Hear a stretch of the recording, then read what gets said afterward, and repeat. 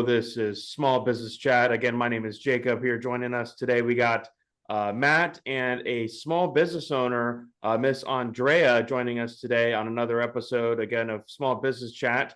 We got some things to talk to her about because she owns her own small business with some epoxy things she does, some mold that she creates to decorative pieces. And then we also have a little bit of other news related topics, such as Miley Cyrus apparently taking a famous song by Bruno Mars, and she's getting some flack for it. So some things, great things to talk about today. Andrea, how are you doing today? Hi guys, I'm doing well. How are you? Doing amazing, doing amazing. Matt, how are you? I'm doing fantastic. My typical thing, well, just fantastic. We'll leave it at that. The sun is shining. The birds are chirping. It's a beautiful, nice, cool day out on a nice Wednesday. So Yeah. Andrea, just start off by telling us a little about yourself. We're excited to learn more about your business. We already know some, but we'd love to learn more. And then also anybody that's listening will also love to know as well, especially if you're in a North Carolina area. I don't know. Also, I guess it's a good question to ask you, Andrea. Do you ship out any of your products? I do.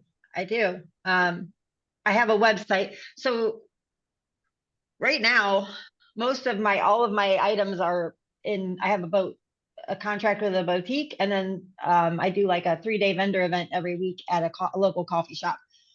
So I haven't been having a lot of website sales because I haven't been promoting it that much because all my products are out right now, out and about. But I do. I mean, if somebody wants a custom order, I definitely will ship it.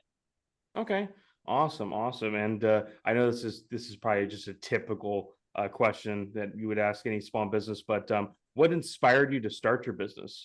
Just to start off with, a very typical question. I'm going to be completely honest with you. I got sucked into the reels, watching other people do it, and and typically it was jewelry. People were doing the jewelry, so I ordered just like a small resin kit with some little jewelry pieces, jewelry molds, and found out quickly that I did not like that.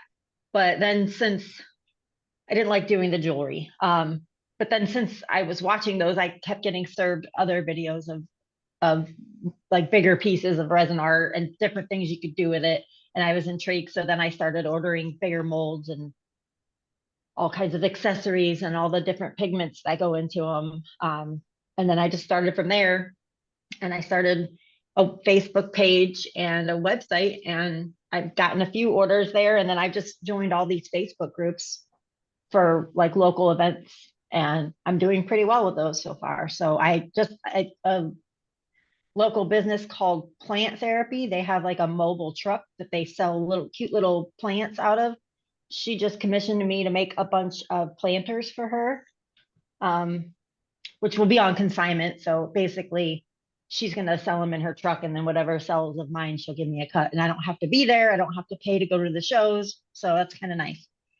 That's awesome. That's good that you have the hookup. And I see you have a wide variety of different types of objects. You got like decorative bowls, you got little Frenchy dogs, you got cutting boards, coasters even. So it looks like you have a good wide variety. But I also want to ask you, how did you come up with the name first off, also, by the way, and who created that logo? Did you create that logo yourself, the epoxy peacock?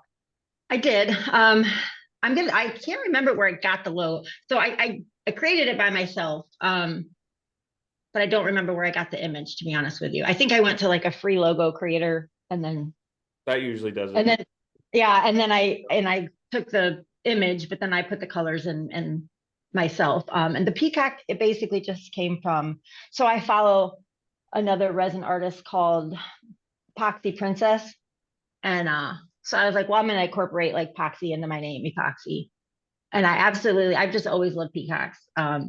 My wedding, like I had peacock feathers in my wedding bouquet. My wedding shower theme was peacocks. I just have always loved peacocks. So that's where that I came from. didn't know that. So okay, so Yeah. now we know like good gifts for you around the office, like peacock stuff. Yeah, Yeah. It's gonna be like a live peacock in your office one day when you I come would in. love to have a male peacock walking around my backyard. I would absolutely love that, but I don't think my HOA would allow I don't think Jake would allow it either. it. Yeah. Awesome. Well, just some other questions to ask you. When you were starting your business, how did you know that maybe that would lead to entrepreneurship? Did you know that this would be big for you from the start, or did you just kind of just fall? Like I think you already kind of said you already kind of like fell into it, right? Yeah, I didn't think it would be big at all because, as you both know, there are a lot of naysayers out there, and all of the pages that I follow, people were always like, haha, if you're trying to make money doing this, good luck. And so I was like, you know what, I'm just going to do it for fun. And then my husband was very impressed. He was like, this is really cool. He's like, it'd be even cooler if you could sell some of this stuff. And I was like, yeah, well, I'll try. And that's when I started the Facebook page and the website.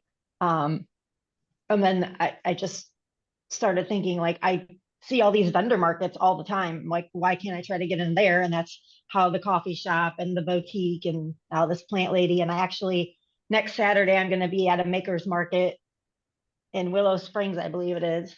So just, yeah. And I've been more successful in those kinds of settings rather than trying to sell on Facebook and my website. Well, and just chiming in real quick and just nice job because, just one of the things, and, the great Arnold Schwarzenegger always says, ignore the naysayers and work your ass off. And it's so true because, in this day and age on social media, everyone has an opinion and throws it out and will throw shade at you. But good for you. Right. And I don't think I'll ever get big per se, but like it's I'm making a little bit of money. I'm still in the red, but I think eventually I'll be able to come out of that. And yeah, so long as you've got a plan to come out yeah. of it and such. But I mean, yeah, and then just the whole naysayer thing, just like look at who they are, and 99.9% of them never had the courage to follow their own dreams. So don't let them throw shade on yours. Yeah, I'm glad I didn't listen because it seems like it's not very saturated in my area.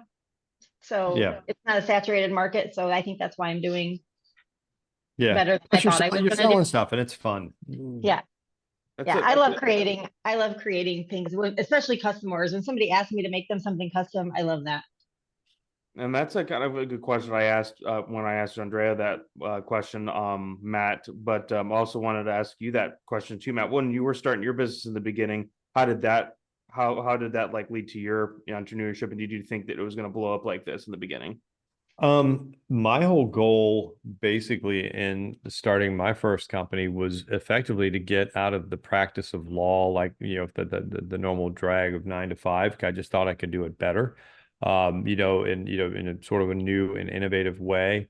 But I also, and I mean this respectfully, was trying to actually get out of the practice of personal injury law because at the time, it just wasn't, appealing to me anymore. And I wanted to be helping people to, do y'all ever see a movie called,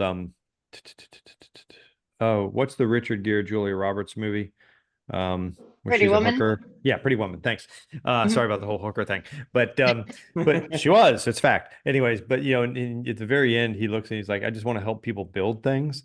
And then so I mean, again, so my inspiration, back in the day was just basically I wanted to switch over from personal injury law. It was all about tearing people down, and oftentimes, people have car accidents. It doesn't mean they're like the devil. It just means that they weren't paying attention for a brief moment, and it sucks. But whatever. But my job was to go in and vilify them and try to get money from my client.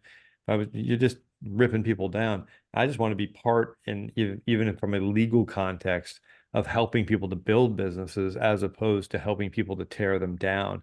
And so that's why I just try to be inspirational. So that was my inspiration to actually stepping out. But then also, from a financial perspective, when I knew how much I was being paid back in the day, I knew I didn't have to basically get that many clients in the door just to replace my income. And it worked out great. So that was sort of, the starts for me. Gotcha. That's awesome. That's awesome. I'm gonna turn this next question over to Andrea. How did you first start funding your business? I know with all the materials that you have to buy, all the things you have to kind of order from certain places to get the materials that you need to make your objects. But how did you get your first bit of funding, or how did you kind of organize that to make sure you got all the products and the materials that you need to do what you do? Basically, just out of pocket. Yeah, I didn't have any funding. I just used my own money. Bootstrapped. Yeah, yeah. And like I said, I'm in the red, which means I probably didn't have the funds to get started, but I did it anyway. and I racked up some debt, but it's actually almost paid off.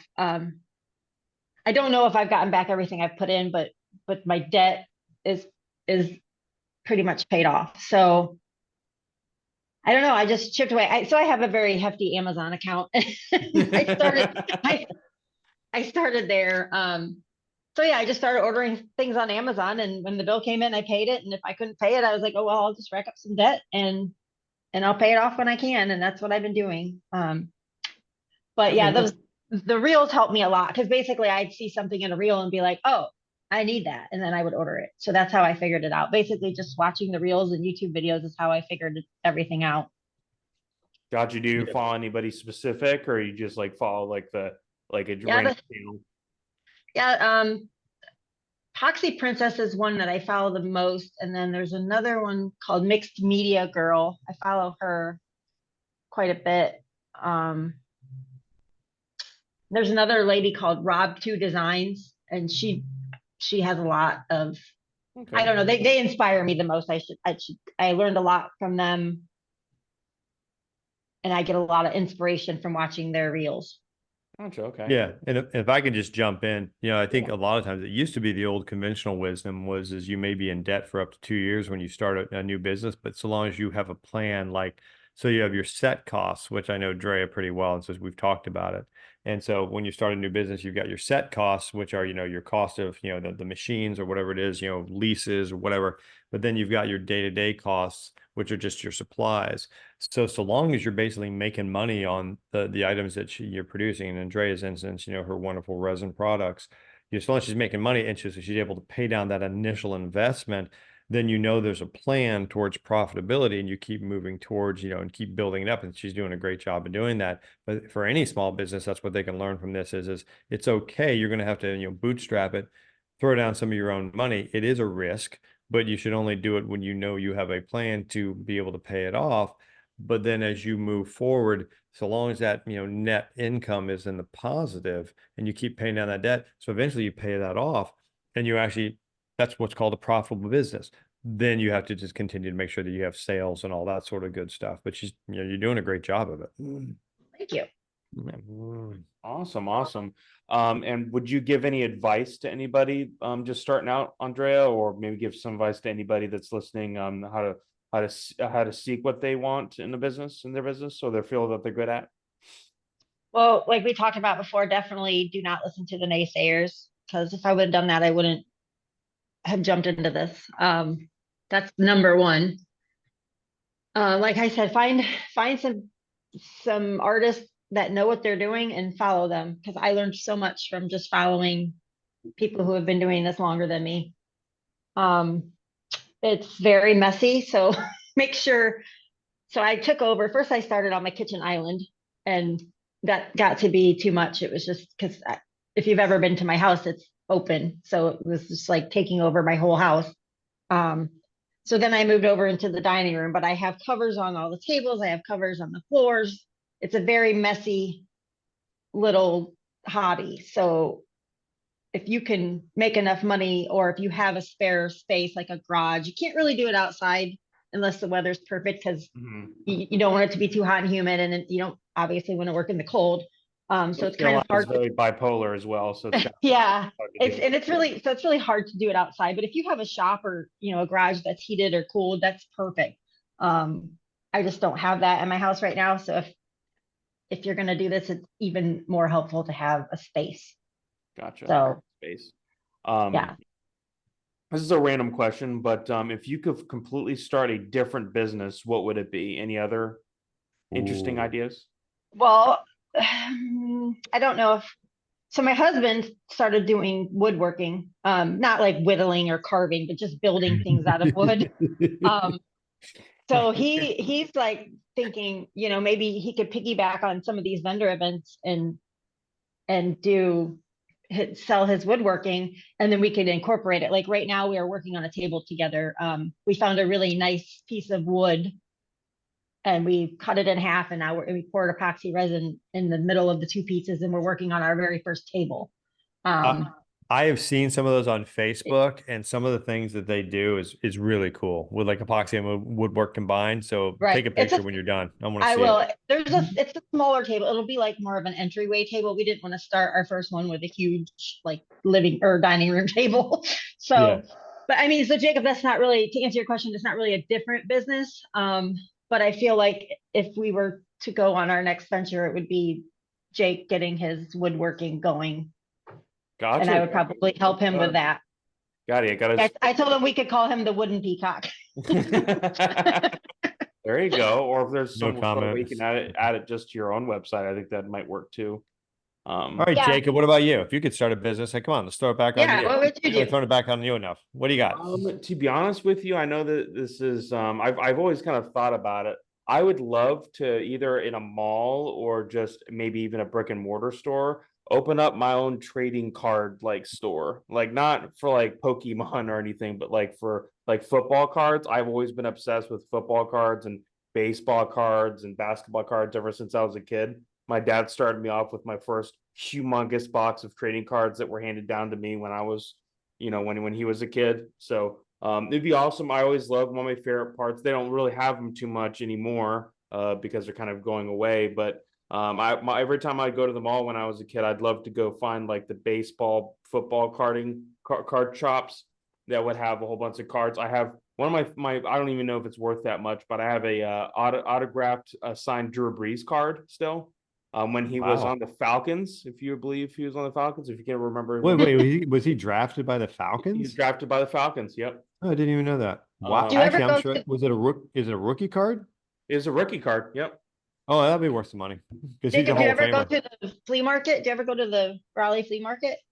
Or the No. Do they, they have football cards there? they have all kinds of cards there. Yeah, you should check it out.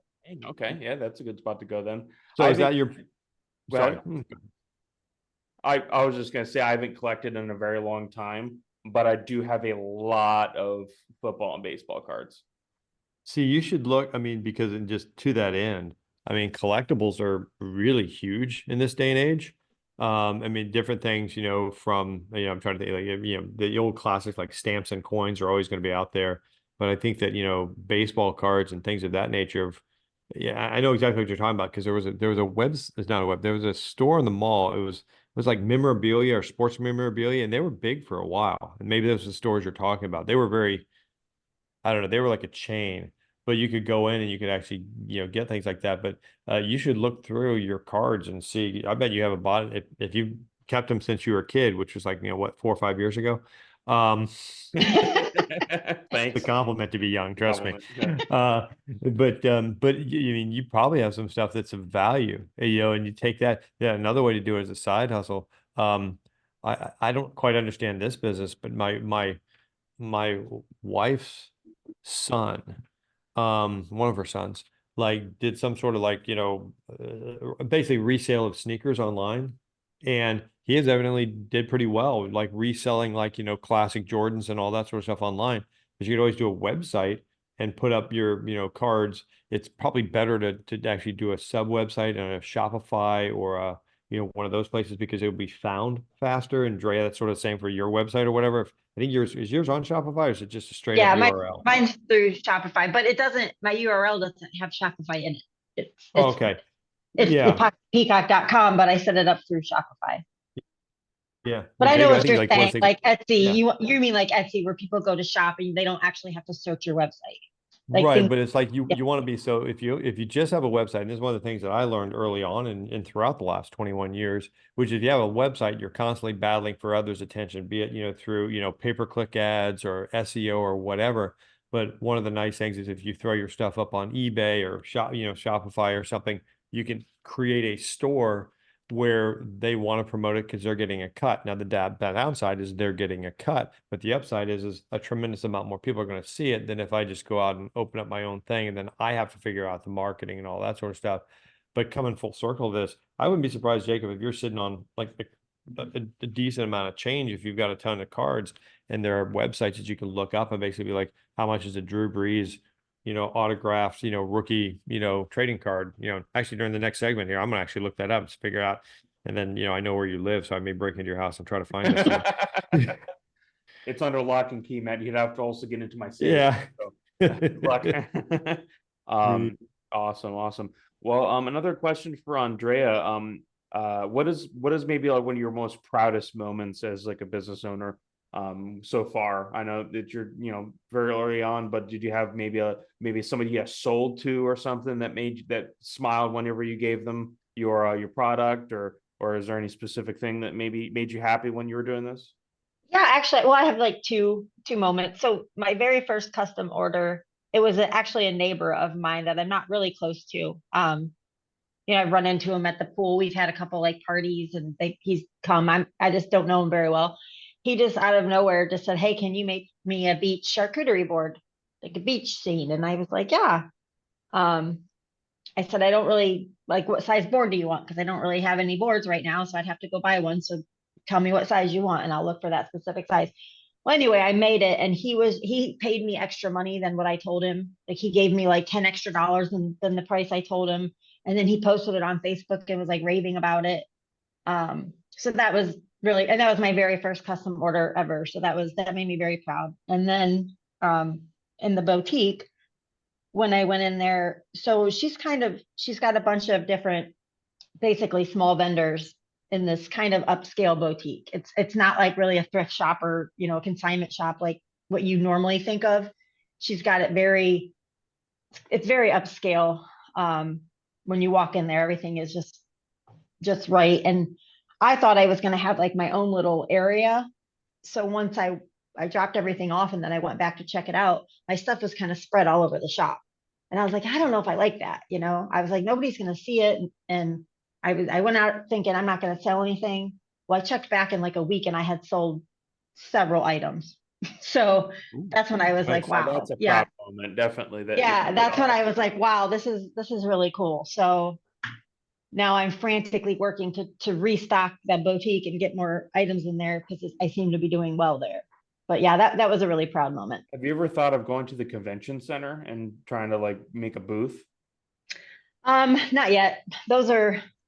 That's pretty costly to get into a place like that. Like I have, like I said, next weekend I have a little booth at a market, like a fall little makers market, Hmm. and then I have another one I think in October at like another one of those markets, and then I have a Christmas one booked already, and those are only like between $40 and $75 to set up. If you get in like one of those big conventions, it's pretty pricey, and I'd have to sell quite a bit to even break even. Which, if I get bigger, I might end up doing that someday. But as of right now, I'm just going to try to stick to the local smaller markets. Yeah. Great job sticking with your budget. That's very important with a small business. Mhm. Back to you, Matt. What is the most proudest moment as a business owner for you would be? Um, Sorry for the dramatic pause. I'm still here. Literally, I mean, I consider myself to be blessed to have been able to do what, I've been doing for 21 years, and such. And this is, yeah, obviously, still, I have one business is sort of the main, but, there's a lot of things that have shot off of it. But this is going to sound like a cheesy, like, whatever answer, but, you've had ups and you've had downs in the business and all that sort of stuff. And, my naysayers have gone in all different levels, and I'll just leave it at that. But at the end of the day, I am absolutely just, when I look back on my life, I'm now 53. So, as they like to say, I'm on the back nine, and you just don't know what hole you'll check out on. When I look back at my life, I'll be able to say that, I left a legacy through the wonderful people of this company, that no matter what the naysayer said and no matter who they worked for and all that sort of stuff, they can't take away that we helped, found companies like, Tom's Shoes and just help. And it's not even the people that people have heard of Tom's Shoes, but the hundreds of thousands of businesses that we've actually helped out. Because you see the politics and all that sort of stuff of people, everyone, all these politicians would say small businesses are the foundation of our country and all that sort of stuff. Well, we were on ground zero here with those businesses, and we basically helped at least 100,000, to my count. As a couple of years ago, it was 100,000 get started. And that's, I think, a pretty cool enduring legacy that I think that I will always consider to be my proudest moment, of starting a little thing in my basement 21 years ago, fighting through everything that we've had to fight through, the ups and downs, and such. And then if people just look at us from an outside and yeah, you have naysayers, but then to just simply say, but what did they really do? At the end of the day, we helped people to have their own slice of the American dream. And I think that's what I'll take away from this life is my proudest moment with this company. What a proud moment that is. Yeah, definitely. Yeah. Just thinking about the Thanks. hundreds of thousands of people that we've helped, either in some sort of part of their business, whether it was at the finish line or at the start. We've all helped a lot of people achieve that. So awesome, Matt. You're about to make me cry here. Yeah, sorry, thanks. Hey, you've helped me achieve my dreams. I'm just saying, like Yeah, working for a company like this, living in North Carolina from Ohio, that was, I feel like I manifested it, but definitely this place helped that. and you guys are why we're able to do this every day. And like, again, not everyone has the exact same thoughts on things, but I just I just wake up every morning. I'm like, God, this is great that we're actually able to help real people with the real problems and not be one of those people on social media or otherwise that just want to tear people down. We just help them. We just help build them up. But again, thank you again for asking. Yeah, no problem. And same here to me, Matt. I mean, I came from Ohio too. Andrea, shout out to Ohio. Ohio. But, Yeah. Gotcha. But I came from not too humble beginnings, but I came from working at a moving company that'll go unnamed. But I've worked there not as a mover, but I worked there as a salesperson estimator, and then I came here, and I've loved it ever since. Matt, you've really shown me a great side of the business side of things, the business side of just how to be and everything. So I can't think of a better place to be. So I appreciate that too. Thank you.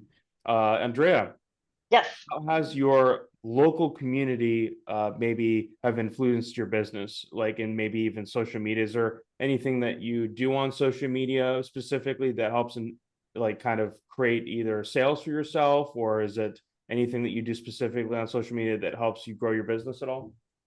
Well, I think getting involved with this coffee shop, I'm going to shout them out, Brews on Main in Fuquay Varina. They do a great job of marketing. First of all, she just decided, so they're typically closed Monday, Tuesday, Wednesday. And then she just decided they had a vendor fair like last year and it did really well. So she's like, how about I open on Monday, Tuesday, Wednesday? I let vendors come in, drop off their stuff Sunday night. They don't have to be here. We'll take all their sales for them. So basically they collect all the sales and then they pay us out on Wednesday. Then we come in Wednesday night and we pick up all of our stuff. And she does a great job advertising on social media for that. So I feel like between her being a huge part of the local community, she does a lot of charity work in the community and she gives back a lot. So she's got a really good rapport with our community. And then she does a really good job of showcasing. She takes videos and pictures and posts them on all of the local social media pages. So I feel like both just between her having a good rapport and then social media obviously is a big help on getting it out there that I'm even there, that our stuff is even in that shop right now. Gotcha. So you got your connections. Yeah, basically. I'm very blessed to have found this shop. I used to just go there for brunch. It was like when I first moved here, it was the first place that I found in my area that had like mimosa flights and brunch because that's what I like to do. So I went there and then I just really liked it and I just kept going back and I really never even talked to the owner. I've seen her work. I mean, I see what she does on social media, but I've never really talked to her. So when she posted this vendor opportunity, I jumped on it. Gotcha. And do you see any or have any new products or anything on the horizon that you're coming out with? I mean, I'm staring at a pink and green turtle that look great. One's a planter, and then the other one's like maybe like a dish to put things in, right? Yeah, it's like a little trinket dish. The only new things I think is probably the table that Jake and I are working on. That's our newest. But I'm always creating different. So whenever I go shopping, if I see something cool, like I did a lazy Susan the other day. It was just like an acrylic lazy Susan, and I put sea glass in it, and then I poured like blues and greens. So it's just like a decorative lazy Susan now. So yeah, I'm not stuck with what I have. I'm always out there looking like, what can I pour resin on? Basically, every time I go shopping, oh, Jake, I can pour on this. He has to talk me. I bet when you go to flea markets, it's never the same anymore, is it? No, no, no. My favorite place is Pop Shelf. That they always I have love Pop Shelf. That place, yeah. and that's Yes. that's the guy saying that. So, so No, I love it. They also, you know, they got like food in there, like snacks and stuff, and they have um like I think they have like a candy section and like kind of all the places for like kids and stuff in there. It's really neat. Yeah, Camden likes to go there. He always walks out with a drink, some kind of a drink and some candy. And See, then I'm always I'm the decorator of my house, so I always come out of there with a sign or a pillow or a or something to put on the wall, you know. So right. I can make you that stuff now. oh, cool, awesome, awesome. Well, I don't have too many other questions for you, Andrea. I think I've touched upon all the good ones. Matt, do you have any questions before we lead on? No, I just, yeah, I wish, like, you know, I hope that, you know, this is a great example of basically how people get their side hustle started and a couple little tips and all that sort of stuff. And so, like with everything you've heard with me, I hope it's consistent. I want you to be really successful, Dre, but I also don't want to lose you. So, you know, it's sort of like, I'm like, you know, Don't be too successful. right in between. Like, I don't think I'm going anywhere, just because So even if I do get really successful, I'd like to be like really successful. you'll delegate it out. We'll teach Yeah. you, then we'll teach you delegation and hiring people so you can stay with us, but then you have the side hustle making money for you when you sleep, which is great. Yep, you got it. Yep. Good deal. What else you got for us, Jacob? Awesome. Well, we have a little bit of I think it just literally happened. I think it like yesterday or this morning. No, yeah, that happened literally this morning. And we're not talking about the P. Diddy case. We're not going to touch upon that. But Oh God. but we're going to talk about the Bruno Mars suing Miley Cyrus for her song Flowers. Yeah. Now Wow. I'm a fan of both songs. Same. I know, Andrea, I mean, you talked about it a little bit before, but I mean, I don't necessarily really see the connection too much. I completely like when I heard Miley Cyrus's song for the first time, I did not think anything of Bruno Mars whenever I heard it. So, Right. I didn't connect it until I saw the collaboration that somebody posted on TikTok. exactly. But yeah, My biggest thing is I honestly don't think it's something he should put in a negative light. I think they could do a collab or something, you know? yeah, like they could profit Yeah. off this and do a collab, and I think people would love it. Yeah. I was fascinated by the book. I just read about it this morning and I was just like sort of stunned because like I literally had, you know, I remember the Bruno's Mars song and haven't been in this industry for a long time. And then of course, I mean, I'll be honest with you, man, I really liked the Miley Cyrus song when it came out. No association in my mind, you know, up until literally this morning when I heard, and by the way, just for clarification, I'm not sure exactly who's suing who. It's not personally Bruno Mars, but I think it's someone who is in this song, like the company that either represents it, owns it, or something like that. So it's not like Bruno Mars versus Miley Cyrus. And then it's like the songwriters or something like that. Investments, yeah. Yeah, there's like so it's just so it's but effectively it comes down to it's this song versus that song. And so it's, you know, and I didn't even think about it. But then when I thought about it, you know, from someone who's trained in music, I'm like, this is a really dangerous precedent if they start going forward with this, because, you know, then we talk to the people in the office. There's a lot of things to unpack here, but like the answer is okay, so we all know if you include an actual sample from someone's song, you likely have to license it from them. You know, like, so for instance, we know that Vanilla Ice got, I think, in trouble from borrowing Queen's, you know, Under Pressure, for his breakout hit. What was it? Ice Baby. But then on the flip side, I think when MC Hammer used a sample from Rick James's music for his breakout hit, Can't Touch This, I think he got Rick James's permission and he paid him, you know, handsomely for it. I don't think that this isn't a direct sample. It's just more like, well, it has some sort of melody. But the question is I think it comes down to is like, okay, it's a similar theme, which I think like, how can you ever sue someone over a theme in music? Because if that's the case, holy crap, every country music artist is going to be suing every other country music artist when you get your heart broken and, you know, she left and she took the dog and my truck. I mean, holy crap, that's country music. That's every single one. They're suing each other over everything. So I could have brought you flowers, or I should, what is it, Drea? I should have brought you flowers. Yeah, I should have brought you. I don't know if that's the name of the song. That's just the line. I can't even remember the name of that song. When I Was Your Man. Is that what it's When I called, Was Your Jacob? Man? Yeah. Is that what it Okay. is? Yep. Yeah. When I Was Your Man. Yep. Okay. And such. And then she's like, and then it's on the flip side, it's a woman's like empowerment song, which is like, dude, I can buy my own flowers, which by the way, badass song on her part, and I love it. And I like love it too. strangely, I would like play that like it's part of my jogging music. Did it You derive know? from Dolly Parton at all? Yeah. Not Is that it? one. I don't think No. that one did. She does work a lot with Dolly Parton, but I don't think that particular song. I could Isn't be Dolly Parton like her like godmother or something? Yeah. yeah, she is. What a wonderful godmother to have, because that's I know, right? well, I think we've talked. I've gushed over Dolly Parton in the past because everything that she's done with all of her riches and all that sort of stuff, and well deserved. She's just a wonderful person, from what I can say. But I mean, Miley Cyrus just, I mean, gets her heart broken from some dude that's a cheater, from what I've heard. I mean, I don't know if he per se, but I think that's the whole thing in Hollywood. The lesser Helmsworth brother, and such. And then so she writes this song because she's upset, and who knows? I mean, maybe there's videos of her somewhere saying like, "Oh, I got inspired by Bruno Mars." I just think when it's not, I personally didn't think it was that close of a thing. I'm like, and they're like, well, the melody, I can buy myself flowers, or flowers or whatever. Like you go up and then you go down. And I'm just like, well, how else would you pronounce flowers? Would you sing it like, I can buy myself flowers? No, you're going to go flowers. And of course you're going to go down because his is more of a bluesy thing. I just don't think it's that big deal. And that's a completely different flip side of the song.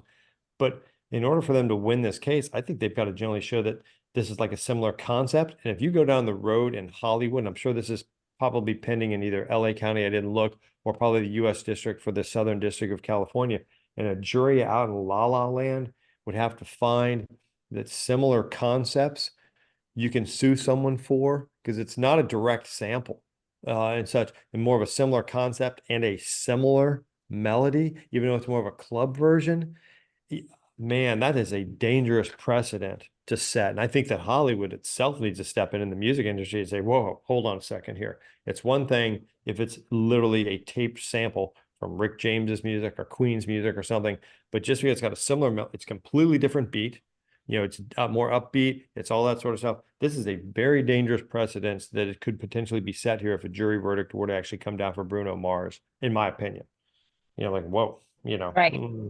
So you're ruling, Matt, given our last few podcasts, infringement or not? I would hope the answer is not infringement, just by virtue of the fact that what message is that going to send to young artists that like, okay, wouldn't you be okay, you're an aspiring song artist, all right? Would you basically be terrified now to write any like song that basically has, like anything about buying flowers? Right. No, Right. wouldn't you? I mean, I'd be like, okay, so that's awful. And then you start listening to all the other music. She Broke My Heart, He Left Me, whatever, all these different topics. I'm like, and if I sing He Left Me in the same cadence as some other song I've never heard of, can they sue me now? So so in my opinion, it's not even remotely close enough. And I actually think I would have, voted, in my opinion, it's borderline frivolous. However, in the interest, Jacob, what was your vote? And then we want to say, now I want to talk about briefly what happened in our morning meeting here, because there are some people that actually thought it was relatively close. So what do you think? I don't think so. Like I said, I'm coming to this as a surprise. Like I did not, and I'm a really big fan of Bruno Mars, more so when he was good back in the day. I mean, it's all right now, but back in the day when he came out, that song, I love that song. I've heard it many times, and when I heard Miley Cyrus's "Flowers" on the radio for 50,000 million times in a row, I did not once think, "Oh man, that kind of sounds like another song." But when you hear, for example, Vanilla Ice song with next to Queen, that is easily, I could easily tell why Queen Yeah. said over that. Yeah, it was actually the sample from their song. It was literally them playing music on his song. Exactly. So I would say no infringement. No. Drea, what say you? I agree 100% with Jacob. No infringement. Yeah. Now, what the so just to give just clarity though, because I thought we would be unanimous on this, and the people out in Cyberland on the meeting this morning, they were, I think they were underwhelmed with my meeting. I thought it was a great meeting, but anyways, but I don't remember seeing anyone raise hands, but maybe I just didn't look. But I know there was at least one person who shall not rename nameless, that was like, oh, it's absolutely similar. And that's what I thought of and that person is previously a drummer for a club band, who had some music, in his background and all that sort of stuff. So I at least had one person that said it was cognizable. I thought, being in the industry and such, it's silly and it's a bad precedent. And I'll just say this, and I'll give a shout out to Miley. She's never going to listen to this, but anything, just like, wonderful inspiration for the song. Sorry you got, your heart broken and all that sort of stuff. But once again, if we, start, saying that artists can't actually, do these types of things, I think it's a very bad precedent. And, and to the young man that, was the inspiration for this, and such, once again, I'll just simply say for, the people who have been cheated on in America here, it's like, dude, you got filet mignon at home. Why are you going out and eating hamburger? You know what I'm saying? And just like, yeah, you made your choice and congratulations. I think it's her top hit of all time. And no, she shouldn't have to give any of the royalties or money to Bruno Mars, in my opinion. And, Right. God bless. And I hope she kicks butt and continues to do so. My favorite is Wrecking Ball. Wrecking Ball is Yeah. my favorite Miley song.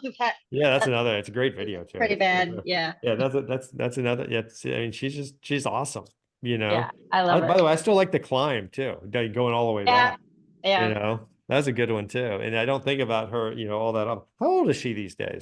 I actually don't know. I just saw her on, David Letterman has a new show called My Next Guest, and she was Yeah. on there, and the way he showcased her was awesome.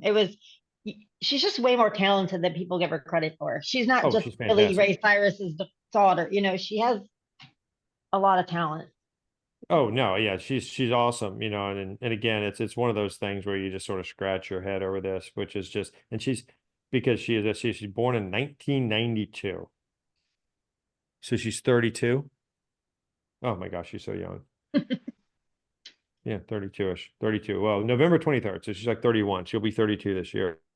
But I mean, yes, but she's just been in front of a television camera since she was a kid because of Hannah Montana. Yeah. So she's already had a 15, 16, 17-year career.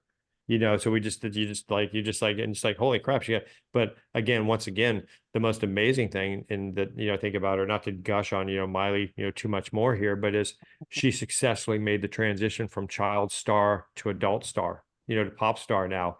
And that is, you talk about one of the hardest things to do in Hollywood / the recording industry, to actually go from, continue your relevance and then reinvent yourself.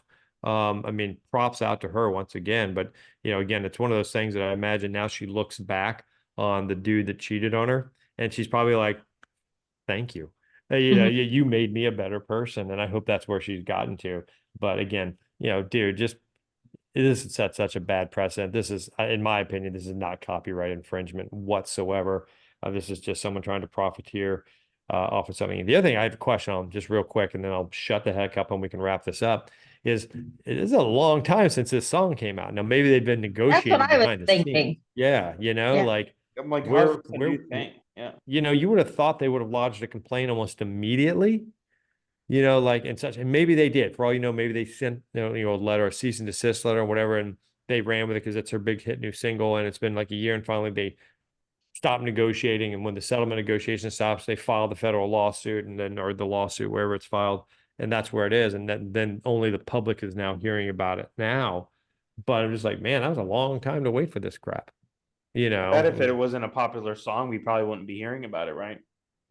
Yeah. And to be candid with you, the flip side of this lawsuit is it's probably going to make, I wouldn't be surprised if both songs right now are probably retrending, like on wherever you buy music, like Apple or whatever, right? Like you download a single, because I just wouldn't be surprised because that's what happens because now they're both in the news. So they'll both probably make a little bit more money about this. And if I like Drea's idea, the settlement should be, let them freaking record together and then release it together, or just have Miley Cyrus record it. Hey, okay, listen, Bruno, we get it. You're upset about this. Why don't we do it this way? We'll do a 25-75 revenue split. We'll record the combined song like the DJ's already mixing or whatever. And then you take 75% of the revenue. It makes your song relevant because you're going to get another 1 million or 2 million downloads now, or maybe 20 million downloads, whatever it is. It's going to bring this back up, all that sort of stuff. Like I think back to recently when like The Weeknd had Save Your Tears for Another Day or whatever. And then it's not a copyright infringement thing, but that was a great song by itself. And then he goes back and he has Ariana Grande come in and do a duet with him on it. which was a kick-ass version of that as well. And so it restarts even more downloads of both of the songs, the two different versions. There's your settlement right there. Just go out and record this thing and make money together, as opposed to paying lawyers to basically just divide up money that's already been made. Just a thought. Absolutely. You. Yeah. Awesome. Yeah. Well, all good talks today, Andrea. As our guest star of this podcast, we really appreciate you taking the time out of your busy day to talk with me and Matt about your small business. Just like Matt said earlier, I hope the best for your small business. Hope it takes you places. Hopefully, just not anywhere from here, because we love you and you. Well, thank you for having me. And I'm not going anywhere. Trust me. Good, because you're the customer service goddess.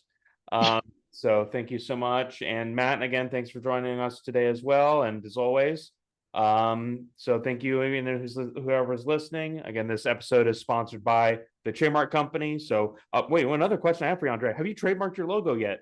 I knew you were going to ask me that. Have you trademarked your logo? Because I have a great website you can go to right now. Not yet, just because we talked about me being in the red, and the fee that the USPTO charges is a little bit more than I want to pay. We can get you down to a Tees Plus application. Maybe. Yeah. I'll stop being. Or maybe I'll do an NFT. Okay, there we go. Perfect. Guaranteed registration. So awesome. All right. Well, I'll leave the link in the description right to our website. So if you have any things you want to trademark, you know where to head on over to. So thank you again for everyone that's joining, everyone that's listening, and have a great rest of your day.